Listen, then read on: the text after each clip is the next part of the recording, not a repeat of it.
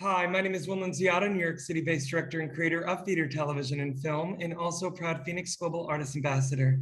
Today, I am thrilled to be speaking with the acclaimed singer, musician, actor. She does it all. She's a Renaissance woman. Her name, Josephine Phoenix. For more on Josephine, you can read more about her right below this video, but in the meantime, here is a sneak peek at the incredible talent of the one and only Josephine.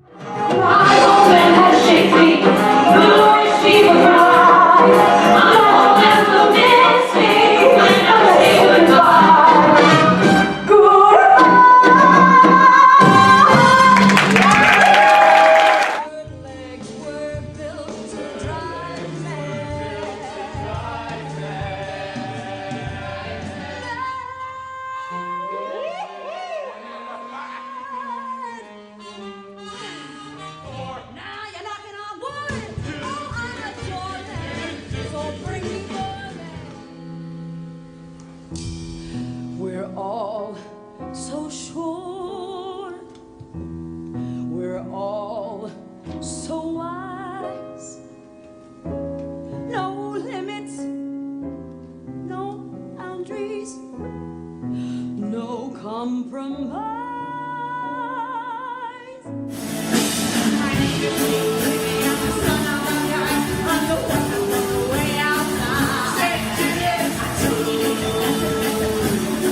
Well, hello, Josephine. How are you? Hello, everybody. Hello, Will. I'm well, and you? I didn't tell you this, Josephine, off camera, but yo hablo poco español. Pero mira. That's wonderful. Yo estudié durante mi escuela secundaria, and that's all I got. That's all you got? That's enough. That's enough. That's more than plenty. Josephine, you're such a Renaissance woman. Look at you on your lunch break for a Broadway-bound musical in workshop in Manhattan. You go to and from Miami, New York, wherever you are performing. You're an acclaimed singer, musician, actor. You play the guitar, you clarinet, you studied at Stella Adler. I feel like, Josephine, even though it's not Spanish, you speak my language because wow. I was a performer for 25 years. I'm a director here in Manhattan, and I know that we will work together. But Josephine, I want to make this about you. Question number one. That was all in one breath. Who knew? Josephine, Josephine, your energy's off the charts. I love you. I want to know, Josephine, where were you born, and when did you realize that you had not only a gift to sing, but that you had an affinity for instruments and playing instruments? So I was born in Miami, Florida, but I was raised in Brooklyn. So I am very much a hybrid, a tropical bird with a dirty little rat there somewhere. Actually, my mother was a Las Vegas showgirl singer. Oh my God, it's amazing. My father, a flamenco guitar player, right? So, I mean, I was the only child, so I had no option. All these things were infused. It's in your bone marrow. Right. So actually I didn't start singing till later. I started with the clarinet and I started with writing. Quite honestly, as a young girl growing up, my mother was such a sexual symbol. She has all these gorgeous pictures of herself, the 70s, Las Vegas, the eyelashes, right? So I always kind of was a little scared of that power. So I started veering more towards a different kind of performance. So it wasn't singing and it wasn't dancing. It was much more writing, clarinet, guitar, instrumental. But then I kind of lost like 20 pounds and discovered makeup and a push-up bra. And I was like, I think it's time to perform, ladies and gentlemen. Oh my God, you in the one-liners. I cannot with you. Wait, oh my God. I didn't really start singing and acting till about senior year in high school, or right after senior year in high school, where I started dabbling more into the comedy and sketch comedy, but growing into my feminine power of voice and sensuality, it didn't happen until much later on, actually. Josephine, but this is what I love about you, is that here you have showbiz in your bone marrow, but you went and forged your own path and found the performance side of your talent on your terms. Correct. And very much. What I also love about you is that you are unapologetically a multi-hyphenate. Like, you can't put Josephine Phoenix in a corner and tell her she's one thing, because if you do, Will on 57th Street is going to have some words because... Well, I'm going to have to call you to defend me with the shield and the sword everywhere I go, eh? Josephine, they don't call me the Diva Whisperer in Manhattan for a reason. Any Tony-winning woman, whether she's got the Tony or soon to be, I love women who are unapologetically ferocious in their authenticity, and that's you, my friend. Thank you. Thank you. I think it's really important to surround yourselves by like-minded people and by groups of creatives that lets you be you and nurtures that, and not just have a giggle and let it go. Because that's the only time when we are in a safe space with people we feel we are accepted by, that is when really roots and branches and flowers and leaves start changing. And we start like really risking our one-liners or risking a high note because we feel like, oh, I'm in a safe space. So for me, there is no excuse when we are ever in a cast or in a new project or meeting new people to let everyone feel seen, heard, and safe. Egg them on, tell them they have a gorgeous voice or a great shirt on, because you know, by them feeling okay with you, they get to like keep growing with you. And I think that's imperative in this industry. Josephine, I feel I can't with you. You literally are taking every line that I have in my playbook that I thought I trademarked, but I guess it made into the Josephine Phoenix. But I think it's also because we both come from showbiz blood, but we'll get into that on another time. But Josephine, you are, for me, like, you're like a little Carol Burnett, you're a little Celine Dion, you're a little Jennifer Lopez, yet you have like this instrument that yet you act like, I want to know, okay, ideal situation for Josephine Phoenix on Broadway. What is it? Is it you recreating a role? If so, what is that? Is it originating a role? What does that look like? I mean, I want to know like what the dreams of Josephine Phoenix are. If we are authentically who we are meant to be, it is never one dream. It's an amalgamation of all of us, right? Amen.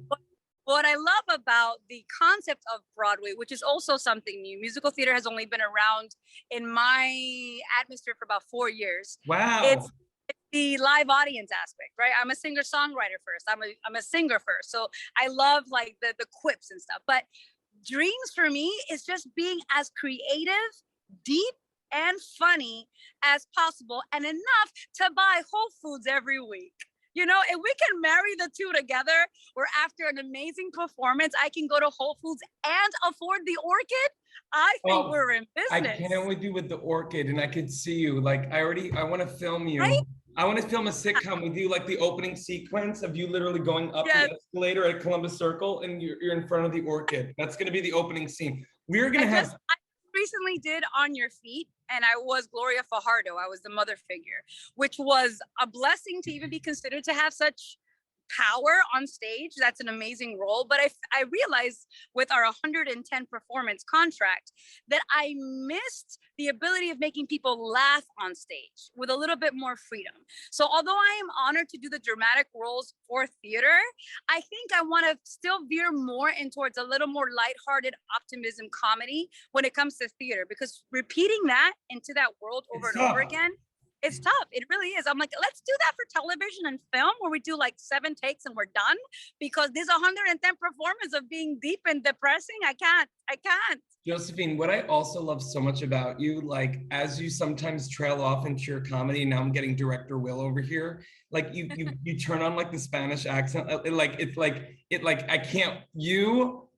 I'm flabbergasted with the energy that's coming through my Zoom right now on 57th Street.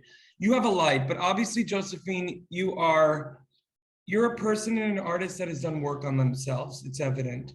I'm curious to know the little girl, Josephine, who just wanted to be a part of it, whatever that was. And I love that. That, by the way, I'm thinking about all the young Josephines watching this right now, my love, that it's not about the destination, that it's about the journey and you just putting your best foot forward. What gets little Josephine within you up and out every day to put you make the choice, Josephine, every day to shed your light. And sometimes it's hard, but I know I could feel it from you. You make the choice. What is that about in you that you just have to let out every day?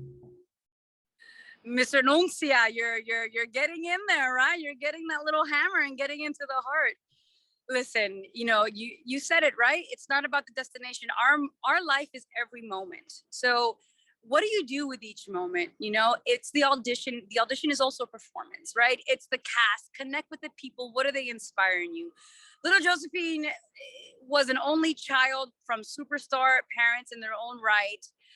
Many times feeling like she could never replicate the talent that her parents had. If I started singing as a young girl, my mother's family would like, she sings, but never like her mother. If I start playing guitar, you know, it was never classically flamenco trained guitar. It was my own Bob Dylan singer-songwriter thing. And so all little Josephine wanted to be is be seen and heard for herself, not as a shadow of her mother or her father, and not having like siblings to bounce off of. I went to 4 high schools. I was always moving.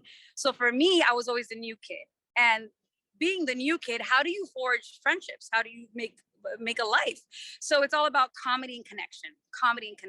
And what gets me out, and I make that decision of being like relentlessly optimistic, is all the connections that I made.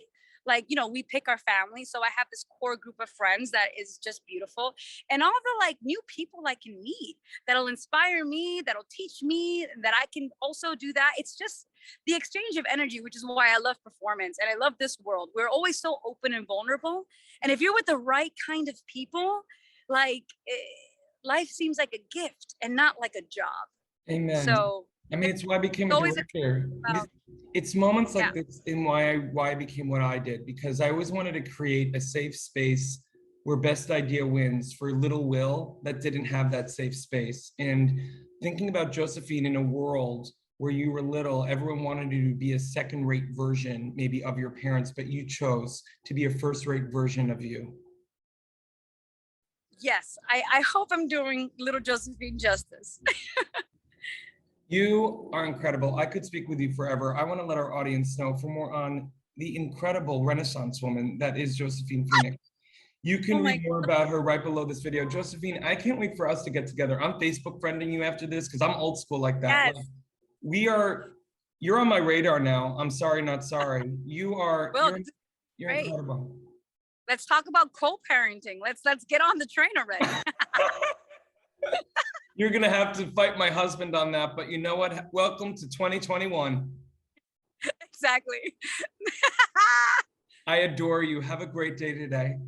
Well, it was wonderful to meet you. Thank you for opening up these conversations for myself and for other artists out there. This is a beautiful opportunity to reconnect and to share a little bit of who we are and why we do what we do. Amen. Thank you, Josephine.